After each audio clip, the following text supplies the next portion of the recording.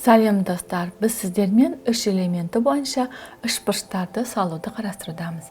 Бізге берілгені екі катеті бойынша тік бұрышты үшбұрыш салуымыз керек.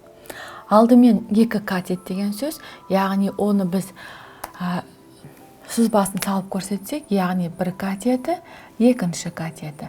Екі катет бір-біріне перпендикуляр болу керек. Яғни бұл жерде белгісіз үшінші элементіміз бір бұрышы тік болады. Осы екі катеті және арасындағы бұрыш 90 градус салсақ, біз тік бұрышты үш бұрышты сала аламыз деген сөз. Олай болса, алдымен біз кез келген А түзуін жүргізейік. Үшінші элементі ол тік бұрышы.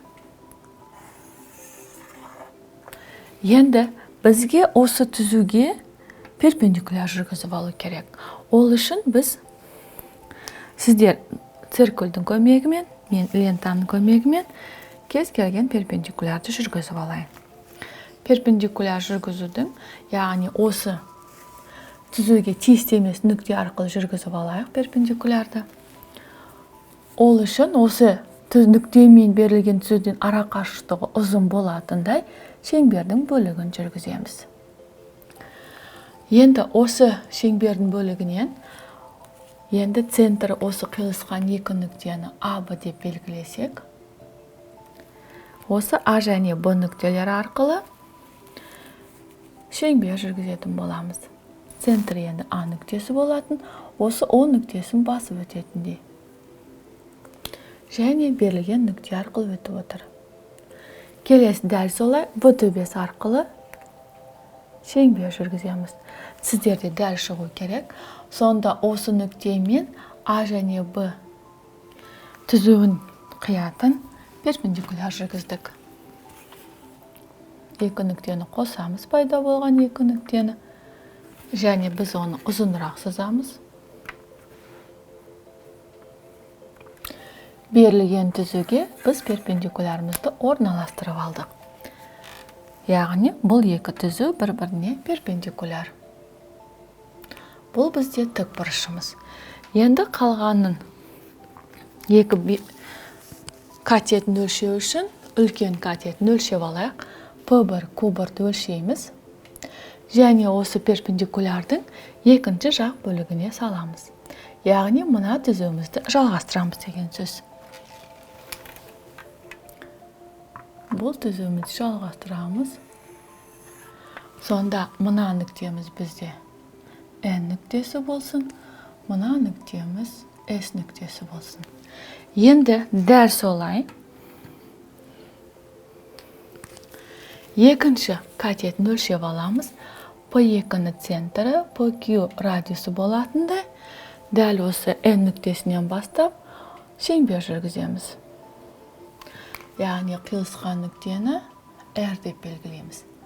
Сонда R мен S төбелерін қосатын болсақ, екі катеті бойынша тік бұрышты, үш бұрышты сала аламыз.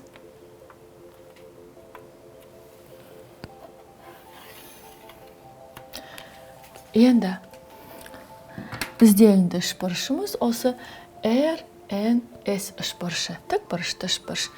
Бұл жерде бірінші қабырға N, S қабырғасына тең, екінші қабырға N, R қабырғасына тең. Яғни екі катеті бойынша тік бұрышты, үш бұрышты салдық. Алдымен қысқаша не істедік?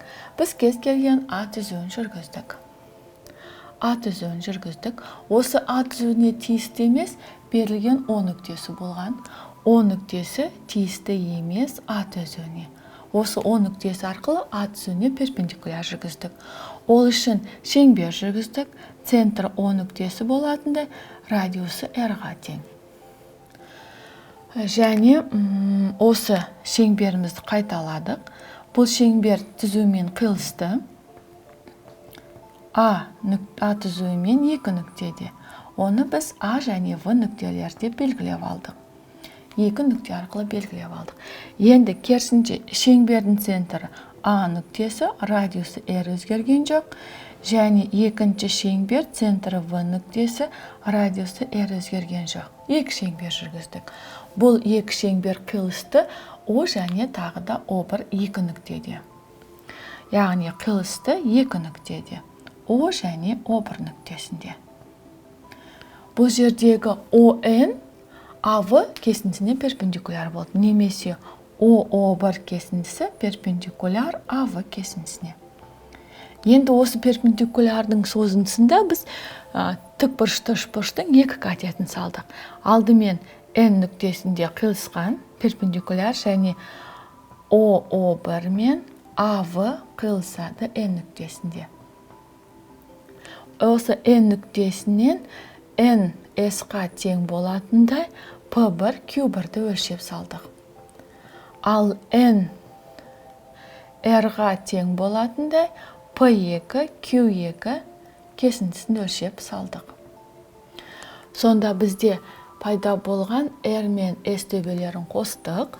R мен S төбелерін қосты. Сонда пайда болды үшбұрышымыз NSR. Тікбұрышты үшбұрыш. Тікбұрышты үшбұрыш. Яғни балалар біз сіздермен салу есептерінде үш элементі бойынша үшбұрыштарды салуды қарастырудамыз. Келесі кездескенше сау болыңдар.